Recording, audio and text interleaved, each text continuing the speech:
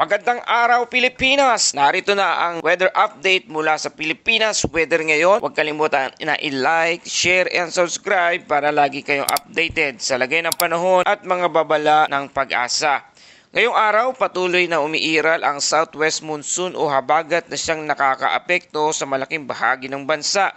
Sa labas ng Philippine Area of Responsibility o PAR, naroon pa rin ang severe tropical storm na Pudol na dati nating tinatawag na Bagyong Goryo. Ang lokasyon nito ay 650 kilometers hilagang kanluran ng extreme northern Luzon at may lakas na hangin na 95 kilometers per hour malapit sa gitna at may pagbugso na hanggang 160 kilometers per hour.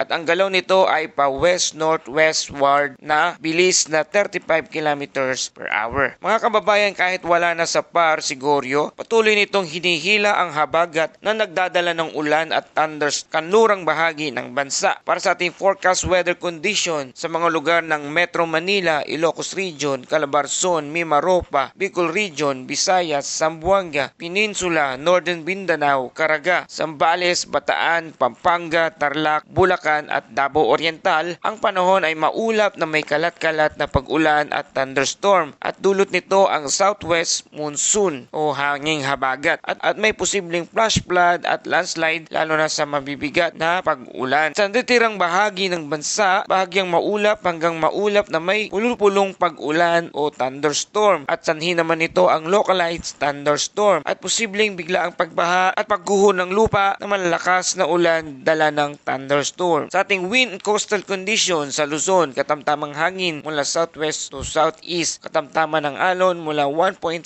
to 2.5 meters. At sa Visayas at Mindanao, mahinang hanggang katamtamang hangin mula sa southwest, bahagya hanggang katamtamang alon na 0.6 to 1.5 meters. Para sa ating tide astronomical data sa Metro Manila, ang araw kanina ay sumikat alas 5:42 ng umaga at ilulubog naman ay 6:19 ng hapon. Mga kababayan, para sa ating weather outlook for the next storms alert, may posibilidad na dalawang panibagong sama ng panahon sa loob at labas ng PAR o Philippine Area of Responsibility ngayong weekend. Kung magpapatuloy ang kondisyon, maaring lumakas ang habagat at magdulot ng mas malakas na ulan sa kanlurang bahagi ng bansa. Ang kasunod na pangalan ng bagyo sa listahan ng pag-asa ay Juaning. Maging handa, maging alert, tuloy kaming maghahatid ng pinakabagong update dito sa Pilipinas Weather ngayon. Huwag kalimutang i-like, share, and subscribe para lagi kang updated sa panahon. Ito ang Pilipinas Weather ngayon. Ingat tayong lahat!